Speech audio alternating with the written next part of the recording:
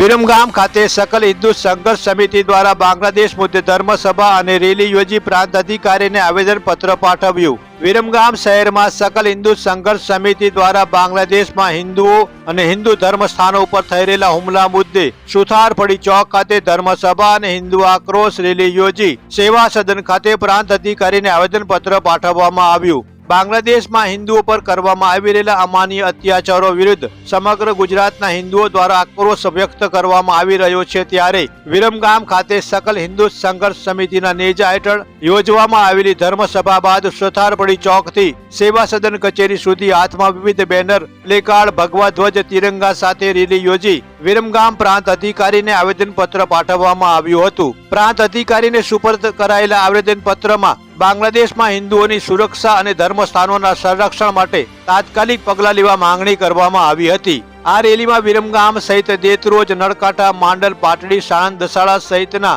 સ્થાન પરથી સંતો, મહંતો, વિવિધ રાજકીય આગેવાનો, નગરજનો સહિત મોટી સંખ્યામાં હિન્દુ ભાઈઓ બહેનો જોડાયા હતા। Munna Vahora, India crime cover.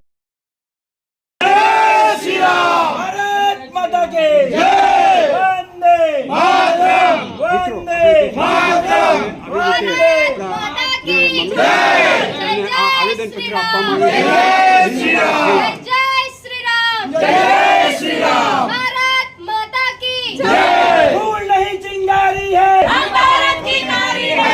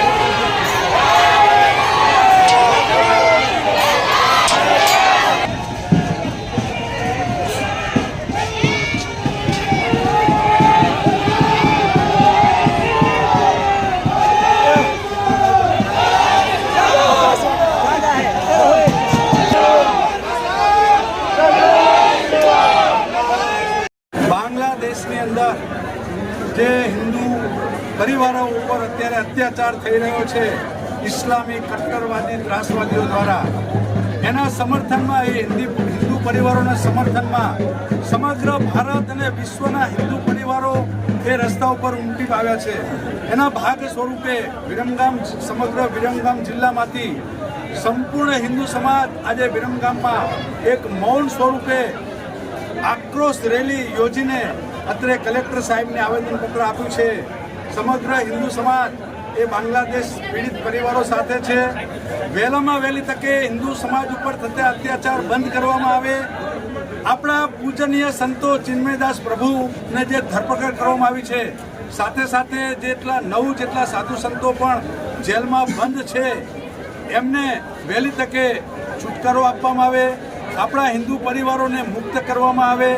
આપણા જે બંધકો બનાવેલા છે, આપણી માતાઓ બહેનો બાળકો ઉપર જે અત્યાચારો છે એ બંધ કરવામાં આવે એવી અમારી ઉગ્ર માગણી અને ઉગ્ર રજૂઆત પણ છે. આ સાથે અહીંયા આવેદનપત્ર આપી અને મોટી સંખ્યામાં સમગ્ર વિરમગામ જિલ્લામાંથી જે હિન્દુ સમાજ ઉપસ્થિત રહ્યો એ બદલ સૌનો હું આભાર માનું છું. ધન્યવાદ. ભારત માતા કી જય. તથા વિદ્યાર્થીઓ પણ ઉપસ્થિત રહ્યા છે.